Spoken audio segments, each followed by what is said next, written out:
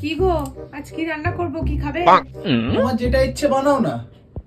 না বলো না কি খাবে, তুমি যেটা বলবে আমি সেটাই বানাবো। আরে বানাও না তোমার ইচ্ছে মতো। বলো না কি খাবে, তুমি যেটা বলবে আমি সেটাই বানাবো।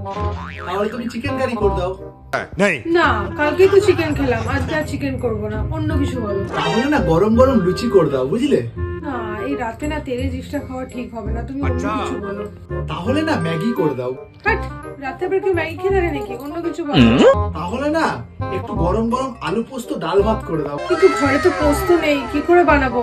অন্য কিছু বলো। যেটাই বলছি সেটাই বলছো নেই, এটা হবে না ওটা হবে না, তার নিজের ইচ্ছে মতো বানাও না, আমায় কেন জিজ্ঞেস করছো? আরে রাগ করছো কেন? আমি তো তোমাকে বানিয়ে খাওয়ানোর জন্যই বলছিলাম। না, আমার খাওয়ার নিকুচি করেছে। তোমার যেটা ইচ্ছে সেটাই করো। আসলে ঘরে এমনিতেও কিছু নেই, দুটো আলুই পড়ে আছে, আলু সিদ্ধ ভাতই করে দিচ্ছি।